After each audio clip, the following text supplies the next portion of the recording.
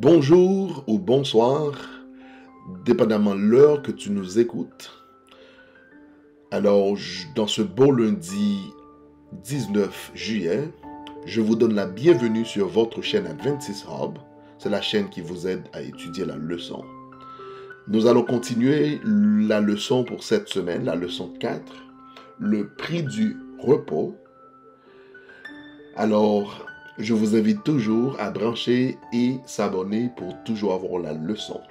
N'oubliez pas de repasser le verset de la semaine qui se trouve dans Psaume 51, verset 10. « Ô Dieu, crée en moi un cœur pur, renouvelle en moi un esprit bien disposé. » Alors pour la leçon d'aujourd'hui, c'est une très belle leçon où le roi David a reçu son prophète Nathan qui va lui faire saisir la conscience et marcher sur la voie de repentance de ce qu'il a fait à Bécheba et à Uri. La leçon d'aujourd'hui a pour titre « Appel au réveil ». Bonne audition. Pour aujourd'hui, lundi 19 juillet 2021, le titre de la leçon est « Appel au réveil ». En plein milieu de l'une des périodes les plus sombres de la vie de David, il y a une bonne nouvelle, Dieu envoie son prophète. Nathan et David se connaissaient bien.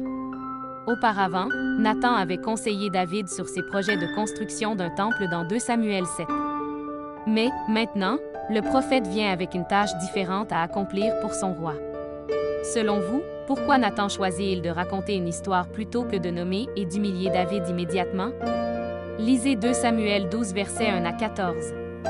Nathan savait quoi dire, et il l'a dit d'une manière que David pouvait comprendre. Il a raconté une histoire à laquelle David, l'ancien berger, pouvait s'identifier. Il connaissait le sens de justice et d'intégrité très développé de David. Ainsi, dans un sens, on pourrait dire que Nathan a tendu un piège et que David s'y est jeté. Lorsque David prononce involontairement sa propre condamnation à mort, Nathan lui dit « Tu es cet homme-là ». Il y a différentes façons de dire « Tu es cet homme-là ». On peut le crier, on peut accuser et mettre un doigt dans le visage de l'autre, ou on peut exprimer son inquiétude et sa sollicitude. Les paroles de Nathan ont dû être empreintes de grâce. À ce moment-là, David a dû ressentir la douleur que Dieu doit ressentir lorsque l'un de ses enfants s'écarte sciemment de sa volonté. Quelque chose a cliqué dans l'esprit de David. Quelque chose s'est déchiré dans son cœur. Pourquoi David répond-il par « J'ai péché contre l'Éternel plutôt que j'ai péché contre Bathsheba où je suis un meurtrier » David a reconnu que le péché, qui fait que notre cœur soit troublé, est avant tout un affront contre Dieu, le Créateur et le Rédempteur. Nous nous faisons du mal à nous-mêmes, nous affectons les autres. Nous déshonorons nos familles ou nos églises. Mais en fin de compte, nous faisons du mal à Dieu et enfonçons un clou dans le faisceau rugueux qui pointe vers le ciel à Golgotha. Le cœur de David est touché. Sa conscience se réveille. Son forfait lui apparaît dans toute son énormité, et son âme humiliée se courbe devant Dieu. D'une voix tremblante, il murmure « J'ai péché contre l'Éternel ». Le roi avait fait un mal irréparable à Bathsheba comme à Uri, et il le sentait vivement. Mais son péché contre Dieu était infiniment plus grand, en effet, tout mal fait au prochain rejaillit sur Dieu. Ellen G. White, Patriarche et prophète, page 283.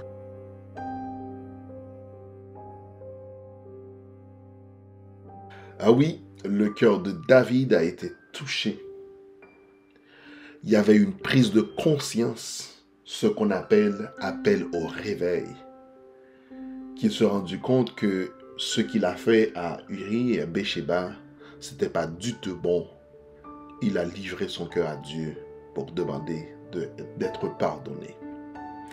Est-ce que vous, dans certaines situations données, quelque chose que vous avez fait à votre famille, votre ami, aux collègues, est-ce que vous avez pris conscience de la situation et demandé d'être pardonné? Alors, je vous invite à le faire si vous n'avez pas encore fait, parce que Dieu encore est toujours là pour vous pardonner.